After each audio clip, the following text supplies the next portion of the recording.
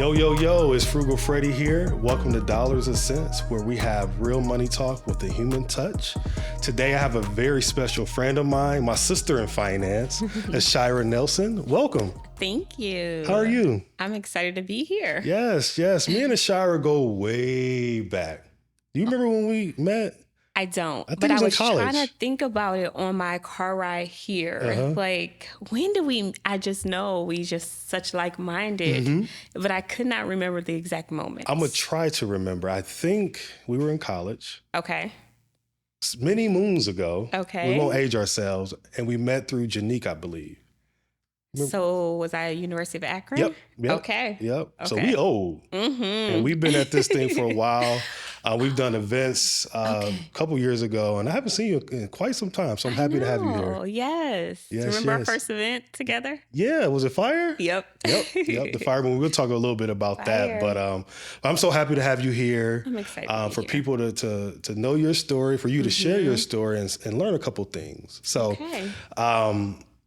So before we really jump in, can you let the people know a little bit about Ashira Nelson, Savvy Girl Money, and all the things?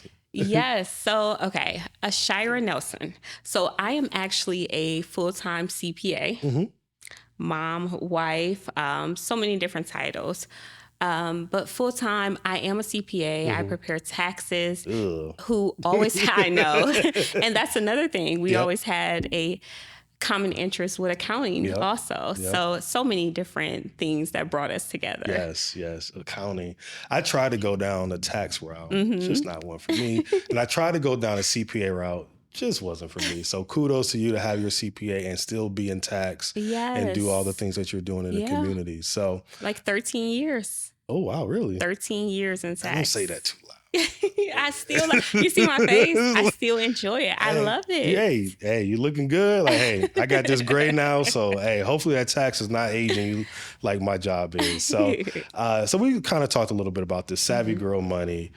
Where did the name come from? Why did you start it? And what are you doing with Savvy Girl Money right now? So Savvy Girl Money started I grew up in the inner city of Cleveland. So a project community called Garden Valley. Yep, I'm familiar. So it is rough. Yes. Rough. Still to this day, it is rough. I still am affiliated with the community and growing up in a project development. I stayed there for the first 10 years of my life. And growing up, I always felt like there had to be another way of living. Everyone surrounding me was on Section 8, food stamps, every possible government assistance there was, we were all on it. That's real. And I wanted to figure out another way to live. How can my parents were already trying to get us out the project. But once we even get out of the projects, what's next? What's next for our future, our finances? And I could tell in my household, we didn't have the answers. That's real. So I looked at it as my mission to go find the answers through education. And I was very self-aware at a young age, that I wanted to figure out a way where I can build wealth. And even before the wealth, how do we just get off government assistance? That's a huge step. That was like the first step for me. How do I get my family off financial assistance where we're not relying on someone else to pay our bills? Honestly, someone else to feed us. That's real. So that was my mission, honestly, from the very beginning. That's real. Even like a high schooler, that's what I wanted to do. That's real. And for you to know that at a young age, that's remarkable. And, we both from Cleveland and I understand and know what Garden Valley is all about. Yeah. And to make it out of that with, I want to change my family tree. I want to change my family dynamic. And you've done that, you and your husband and your family have done that. So kudos to you. Yeah. So Savvy Girl Money started because as I became from high school, I didn't even know what accounting was. That's real. Honestly, my now mother-in-law, she mentioned having an accounting career because I was good at math. I'm like, okay, I'll give it a try. Honestly, I'm just like, she mentioned it. I don't think she was steering me wrong. So let me just go for it. Because, we didn't have the internet and everything around like it is today. I couldn't go, I could pick up a book and research accounting, but I couldn't just go Google it. Or I didn't know one. I didn't know an African American or someone in my community that was in accounting or finance. So I just took a leap of faith, to be honest. That's what's up. And when I went to college, I was determined to learn as much as possible. Figured out that accounting was the language of business. And I'm like, okay, but that's business. But I need more personal finance education. So I spent, honestly, those 4 years learning everything I could about accounting, but also personal finance. Yeah. And it's so important. Yes, I read, honestly, nonstop. I barely partied. I was like super popular in high school. So when I got to college, I just wasn't interested. I was like, I already did that. I already did it. I lived that. I barely went to parties. I was so focused. And you're reaping the benefits now. Yes. And I think that's important. Like, I'm sure you have these experiences where you meet and talk to young people and they think they got it all figured out. Oh my God, and, yes. I always tell them like, hey, like, take your time. Of course, party. I know you didn't party. But have fun. I'm sure you enjoyed yourself. But also do the work, because whatever you put in is what you get out. Right. So I think that is awesome. And I wasn't that mature at that age. I was partying and kicking it and being the lover boy and all that. But it's good to meet someone. Like we said, we met years ago, and we never thought we would got to this point. I know, of it's so being crazy. on the podcast and talking. It's so crazy. The world is so small. Yes. We have the full circle moments at so many different points in our lives. Like even starting our 2 platforms, it's still, it's just so crazy. And it's power in collaboration. Absolutely. And this won't be the first thing that we do. We're going to do a couple more things this year. Absolutely. So I know, I'm excited. I'm excited.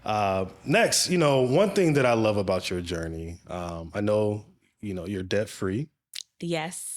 And you talk about that on social media a lot. And I appreciate that. And I'm always trying to support when you do that. And I appreciate that. Yes. Likewise. So with that, like before we dive into the numbers and all that, you kind of talked about it, but with your debt-free journey, when did that start? And what was that kick in the butt? If it was something outside of your upbringing, but what was that real kick in the butt? Like, yo, I need to get rid of my debt. Yeah. So I started Savvy Girl Money in 2015. That's real. I started Savvy Girl Money with about $50,000 of debt. Okay.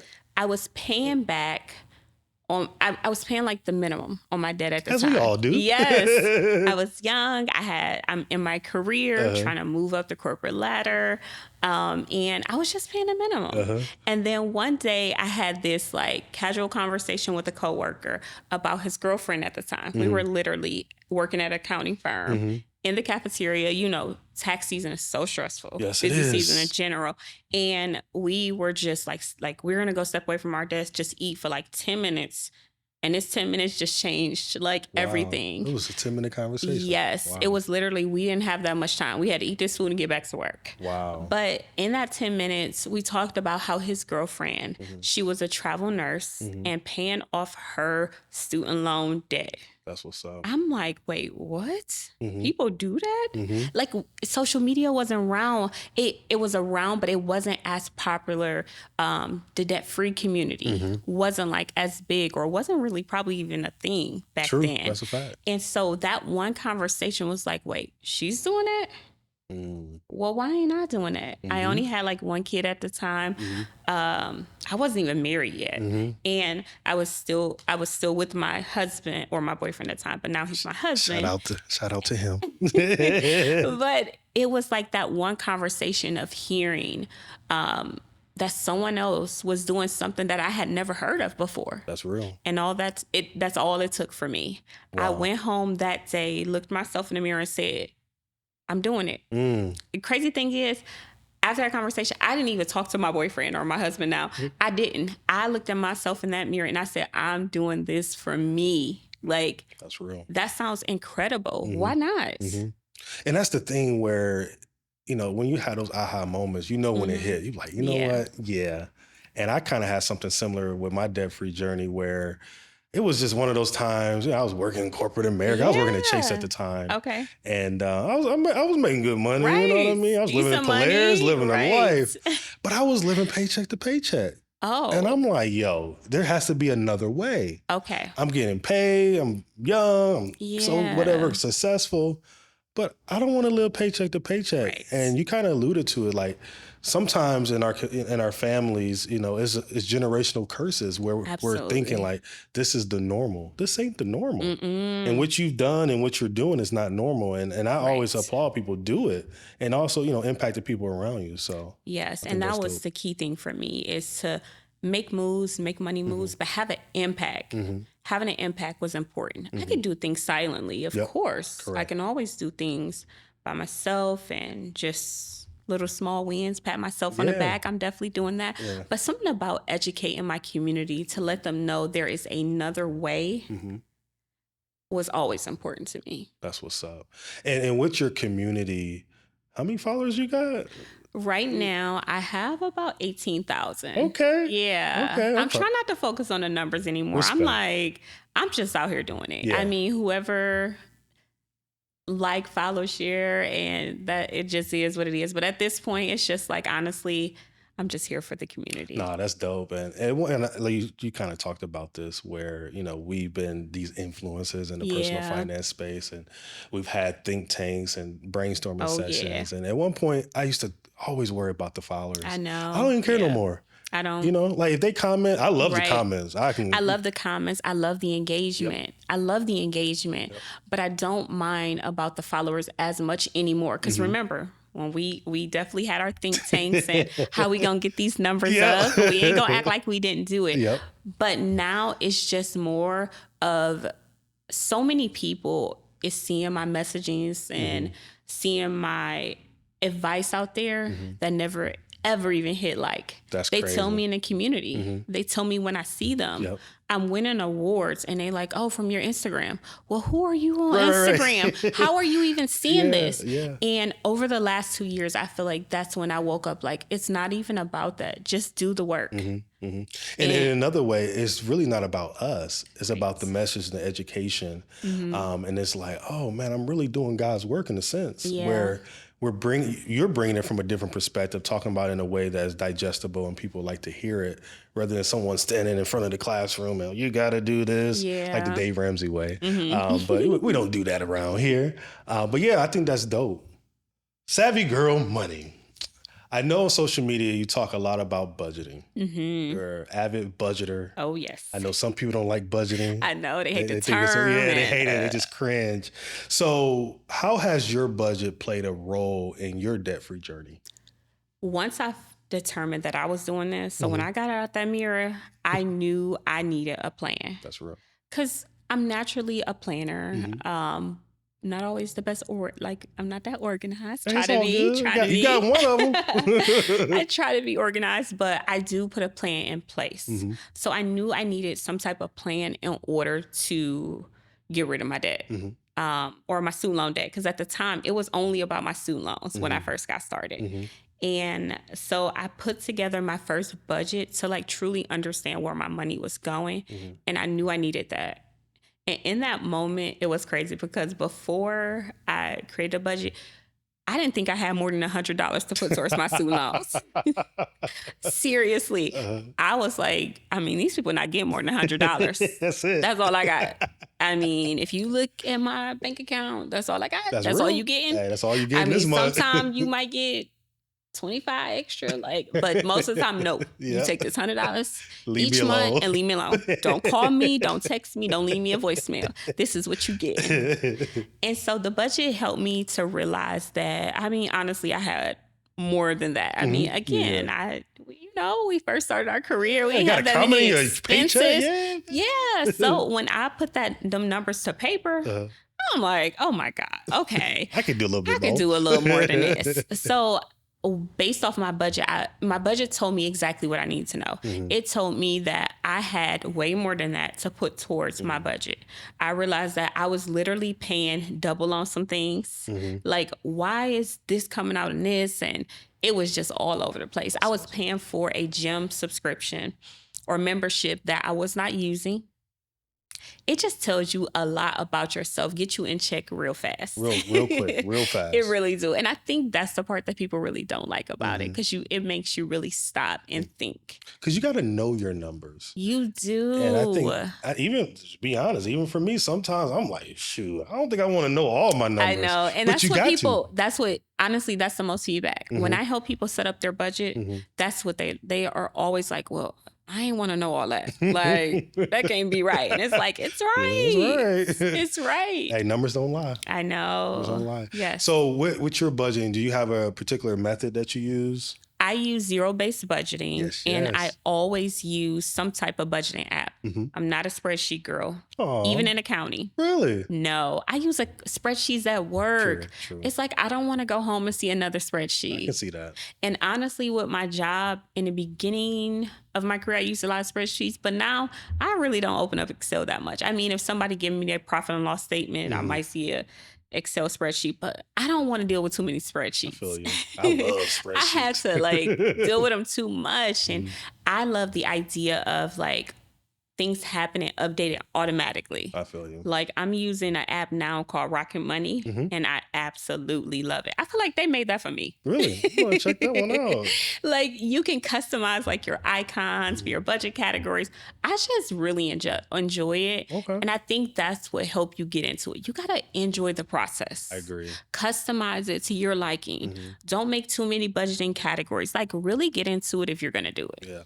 And I think to that point, when people hear budget, they're like, oh man, it's gonna constrain me. But I always say it's just boundaries for you to operate in. Absolutely. And just boundaries. Yep. You can't over budget. No. And I've got to a point where I was at one point where I was over budgeting, and it causes stress, it causes anxiety. It do. It causes a state of scarcity. Like, I can't do this because this is not in the budget. Well, you kind of put some cushions in your budget just in case that happens. So. And that's what me and my family do, because we budget as a family. No, that's dope. So I'll do the first draft of the budget for the month. And then I'll talk it over with my husband, and he'll kind of say, well, did you think about this event, or we're going to take this weekend trip. You might want to put some more in the travel budget and things like that. That's so dope. I don't know. It's definitely a team effort now for us, but it took us some time to get here. Hey, I love it. As long as you guys got there. Yeah. You got the girls involved too, right? Yes. My girls know that we have a budget. My 10-year-old will review the app and look at our spending. She'll all the time be like, I cannot believe y'all spent that much. Wow. She'll literally say that. I'm like, honey, it was you too.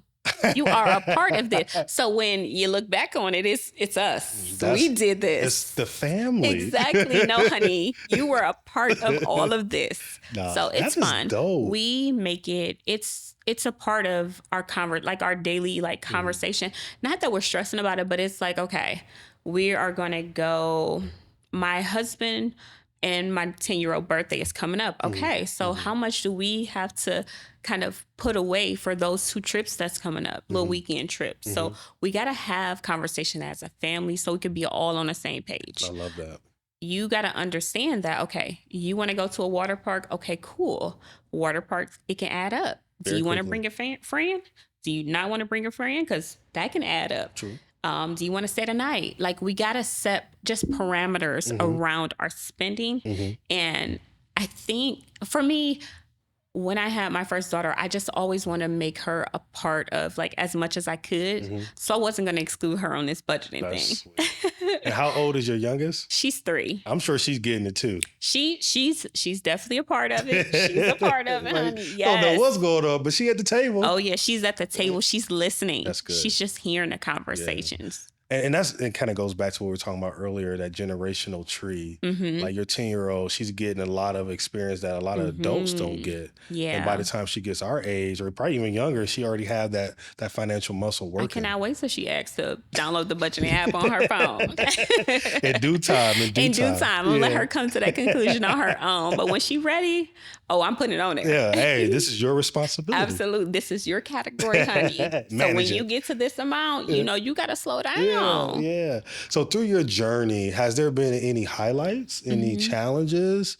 Absolutely. Let's go highlights first, because I love to be. Let's start positive. So highlights will be actually seeing the debt go away each month, seeing the goal being accomplished, getting to that finish line. that feeling is just so amazing. That's like awesome. That would be the biggest highlight. And like sharing a small win is, okay, this month we said we wanted to put $1,000 towards our debt. We did it. Or we found some way in our budget where we was actually able to put $1,200 away or allocate it. Yep. Yeah. So I make sure when we're doing this, we celebrate like different wins along the way and acknowledge it, like say it out loud. So, and I say some other wins. Honestly, it was really just about like, I love tracking, like just track, the trackers. I love the like tracking and coloring it in. And sometimes I do electronically, but the tracker and seeing the visualization of getting closer to your goal was always a highlight for me. That's dope. And I think you said something that's very important, like celebrating your wins, no matter how big or how small. Oh my God. We will go like, okay, Friday night, let's just go get like a quick appetizer and drinks, like just something to celebrate, or celebrate at home. Like that was key too. Like, okay, we just we did some things on our back porch or patio, and it's like, cool, last night we watched a movie, we had a glass of wine, and it was like, okay, cool, we celebrate just being done with the week. So we used to always celebrate like that during our debt-free journey also. That's dope. That's dope. Yeah. Any challenges? Absolutely. Probably more challenges. Challenges was real. They were real. They were there. I think the biggest challenge for me was not being able to do certain things. Because unfortunately, you have to prioritize. Yes. You can't do everything.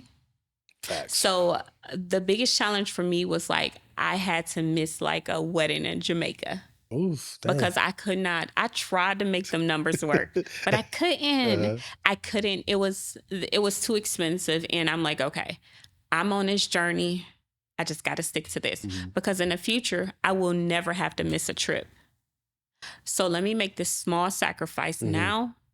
And then we're going to live it up. Hey, oh, man, I was just having this conversation kind of to what you're saying, like that delayed gratification. Absolutely. And also, having your friends and family know that you're on your journey. Yes. So they can understand, all right, I know they can't make it. I know they want to be here, but they're on their journey. So I respect it. And I'm sure you guys probably gave them a gift or something. You know what I mean? Yeah. Just show love. But absolutely. It's very important for our people around us to know what journey that we're on, if it's financial or non-financial. Yes, you have to tell your circle. And honestly, I feel like my circle, my family, my friends helped keep me accountable too. So, and my community now, well, they keep me accountable. So sharing what I'm going through, sharing like that this is hard for me so that you know that this decision wasn't made easily. So I made sure I let my friend know, like, I cannot come. I'm so sad about it. And still, that was probably about 5 years ago, but I still talk about it. Like, so that was a challenge. But since then, we have been able to go on vacation together. Y'all be kicking it. Can y'all adopt me? Hey. So it was like so worth it. That's dope. That delayed gratification. That's one thing you got to know. Like, it's worth it. It really is. It is. So, you talk about your journey. Like, what are some of the money moves that you made that stick out that you want to share with the people? Okay, so my money moves. I know, because budgeting was number one. Still, no matter what goal, I always start with that, but like making a plan. If you don't want to call it budgeting, just your money plan. Money plan. Yes. Some other big thing or money moves that I had to do is I never pay the minimum amount on my credit cards. Never. If you're going to use the credit cards, you're going to be an adult, you're going to be a big girl, and you're going to make them payments. Now I pay it off by the end of the month. Not even by the end of the month, by that statement ending date. That statement ending date. Everything got to be done by that statement ending date. So when it's time for that statement or that month of activity to report, it got to be at zero. That's good. I haven't paid interest on my credit cards in probably about 4 years. That's awesome. That's awesome. Yeah. That's dope. Yes. That's dope. I know you also like maxed out a couple things too, far as your retirement accounts. Yes, that's so important to me too. So for the last probably like 3 years, I max out my 401k. So I contribute up into the IRS, like max amount. This year for 2024, it is about $23,000. And I max out my Roth IRA. Up into the IRS contribution limit. I think it's $7,800 or something like that. $7,000. So those are like my like must-haves. Like those are like no matter what. I put money in my brokerage also, but those two are like the things that we not retiring at 60, 65. No. We got to do this. Yeah. We got to make hopefully them sacrifice. 55. I'm trying to get up out of there. To be honest, that's my goal. That's so dope. That's why I'm maxing out my retirement accounts, my tax advantage accounts. So that I could retire, have the option to retire at 55. And I think that's the beauty. And, you know, when I started Dollars and Cents, I've always wanted to just have conversations like this where let's have a real conversation about being debt free and also getting through the debt. And once you get through the debt, you're able to max out things and do all the things that you want. But it's going to take time. Absolutely. It's going to take time where you got to just eat it and just do it and grind it out. Absolutely. I had to grind it out for 3 years straight. That's real. But right after them 3 years of grinding it out, we outside. I was able to like I think I started the first year with just maxing out my Roth. At the time, it was like 6,000. And I'm like, okay, I did that. I can do this. Yeah, that wasn't too bad. Now let's go to the 401k. That's a big dog. So then the next year, I did the 401k because now we in the 20,000s now. So then I'm like, okay. I did that. Now let's do it both. Devin like, man, okay, you oh my God. To be honest, like half the time I'm just making decisions before then I'm like telling him like, well, guess what I did? Yeah. But even in that, like I always love talking about relationships and money. Yeah. Even I'm sure with you guys not having the debt, it made those conversations a lot easier to have. Absolutely. Because think about it. I was paying and we got to remember, or I got to put this out there. Some moments of my debt-free journey, we didn't have joint finances. That's real. We didn't. We started to combine our finances during the pandemic. Congratulations. Yeah. I think like right before. So early 2020, but it was after I became debt-free. And we just had got to a point where we're like, okay, we're ready. We just did it when we were ready, when we felt like it was a good time for us. Yep. And you can't rush that. You can't. You cannot rush that because you got to make sure you're on the same page first.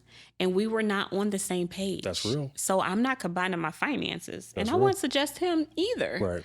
Don't combine your finances until you guys can get on the same page about your money goals, your spending habits, your mindset.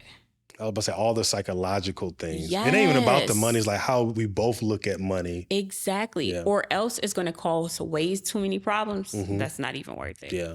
No, and I'm a huge advocate of combining finances, but like you said, at the right time. Because, man, you talking about a life hack? You talk about, like, I know some couples, they live off one income and they just save the rest and invest the rest. Yeah, I do want to get to that point.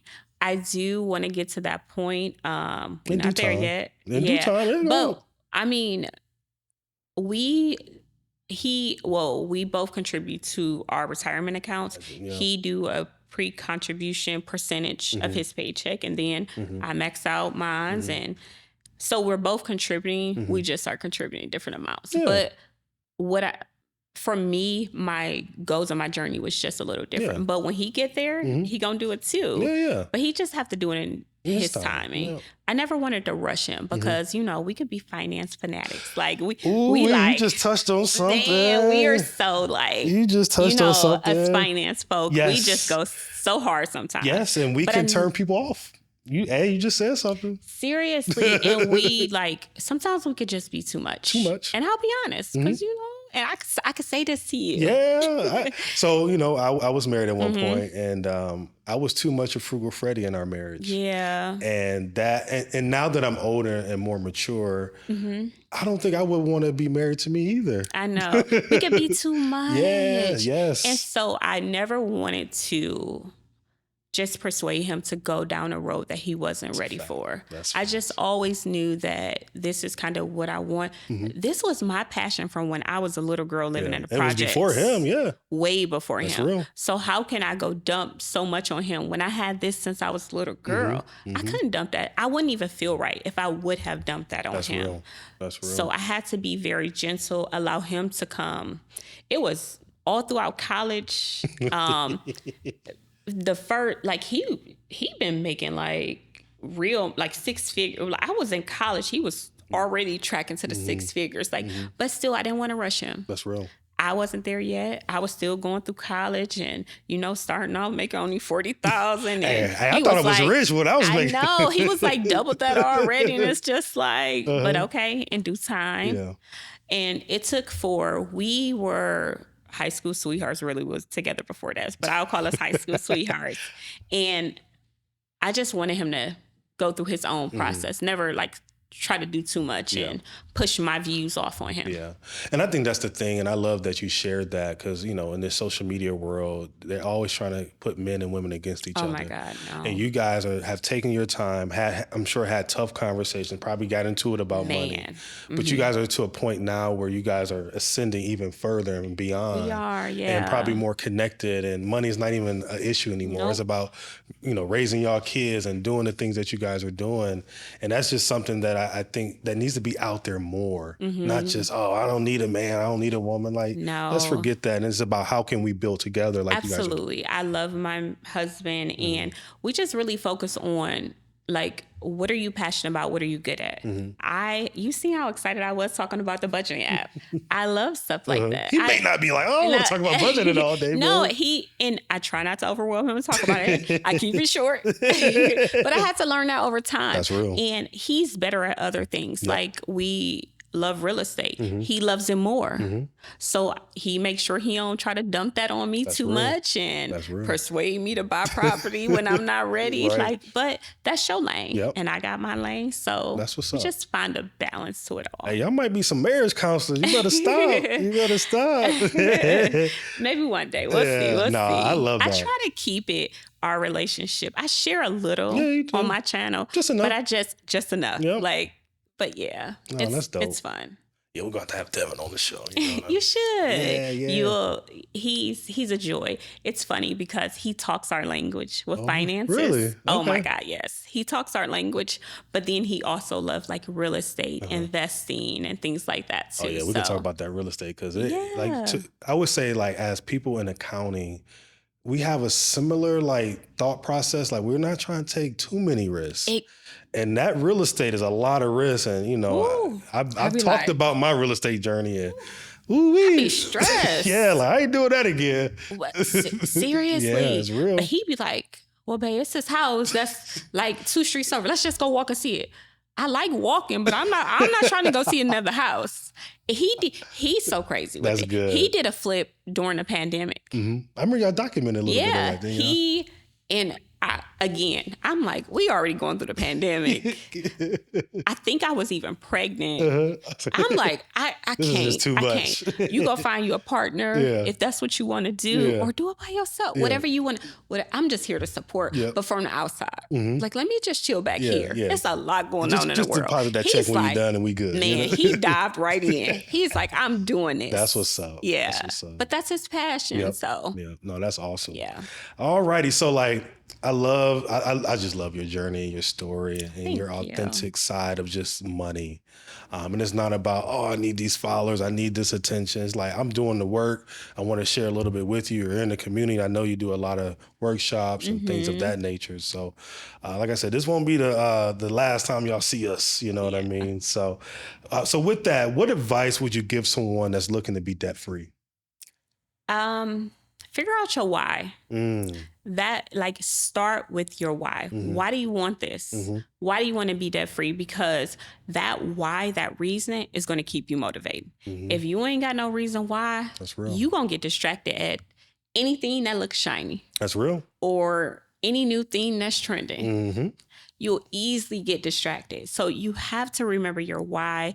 My family, like thinking about my 10-year-old self was always my why. Remembering that I wanted to show my community my parents, my siblings. I'm the oldest of 6. I didn't know that. I gotta set an example. That's real. I am like the gatekeeper for my siblings. Like, That's I'm dope. so protective and have their backs, my parents' backs, like no matter what.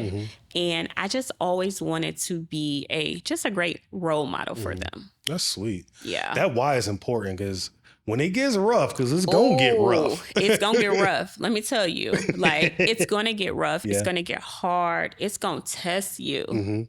But the things you learn along the way make it so worth it. Yeah. And that speaks to me, because I'm in a season now where it's rough financially because of my duplex, and like, I should have thought about that differently. You know what I mean? But it's so hard. And as accountants, we don't like to take risks. You're right. You're right. But then on the flip side, like, my risk appetite is changing a little bit. Like, I'm like, let's do this again. Because you get a high from it. You get a high from it. You absolutely get a high. But don't let too much time lag. No. Because you're going to be like me, where I'm now scared to jump in. I'm scared to jump back into the real estate game. But I'm, of course, going to do it. It's just... in your time. Yeah. Yeah, that why is very, very important. It doesn't matter how much money you make. It's like, to your point, at the end of the day, whatever your why is, it can be family, it can be having financial freedom, it can be quitting your 9 to 5, whatever the case may be. I think for me, I need to write it down and like put it in my room. So Absolutely. I can see it every day. What's so crazy is I used to do, and still do, back in 2015 when I started Savvy Girl Money, I have the vision board still. That's dope. With Savvy Girl Money on there that I wanted to create it. That's dope. So that vision board and I got a picture of like a family, a house. I even have the word like real estate on there. I have like personal credit score, like all these like key things to help me remember like why I'm doing this. It was important. Then like 3 years later, I created another vision board. So I make sure my why is always within that vision. That is dope. That is dope. Along with my goals at that time. But that why is so important. You won't be able to really accomplish it without staying true to that why. What is your why? Man.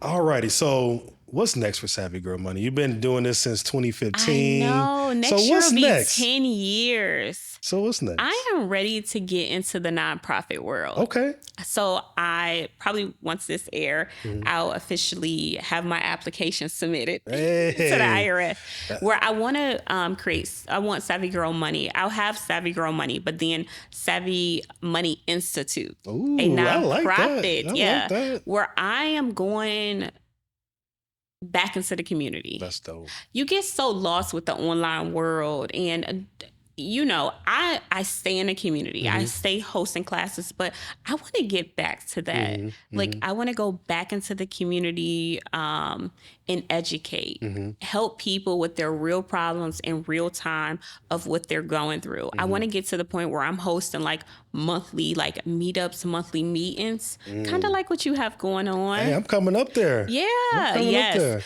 But I want to do it like just locally. I live in Maple Heights, right outside of Cleveland, and just like partnering with like a local business and just host in our community. What's your financial issues? Let me work you through that. But just in a group style. So I just want to get back into the community with the nonprofit. And that's sweet. And I'm thinking like what you said earlier when you had that 10-minute conversation with that person at work. That 5-minute conversation or 2-minute conversation you may have in the community may change someone's life. Absolutely. Yeah. I want to make that impact on someone else's finances. That is dope. Well, I can't wait to see that. Yes. Can't wait to come to the meetup. It's going to be so dope. Yeah. Anything you touch is dope. So with that, do you offer any financial services? I do. So right now I offer one-on-one consultations around budgeting or creating a money plan, creating a savings plan, repaying debt. Those are, and just business consultations. I also offer tax preparation services and tax planning. That's so dope. All under the Savvy Girl Money. Savvy Girl Money. Yeah, and umbrella. then what's going to be Savvy Girl? Savvy Money Institute. That'll be my nonprofit. I like that. Yeah. So how can someone get in contact with you if they want any service or just want to talk to you, have you on their platform and all that good stuff? Yeah, so hit me up on Instagram at Savvy Girl Money. I am also on Facebook at Savvy Girl Money. And Savvy has 2 V's, right? Yes, 2 V's. Yeah, I almost made that mistake. Yes, don't forget the 2 V's. SAVVY. Yes, Girl Money, all one word. Yeah. So yes. So thank you for driving down here to Columbus, Ohio. Thank you for having me. And like I said, this won't be the last time you see us on camera or even at an event. But yeah, thank you again. Love what you're doing in the community. Love what you're doing with your family. And just keep doing it and keep inspiring us. Thank you. Thanks for having me. Hey, all right. See y'all.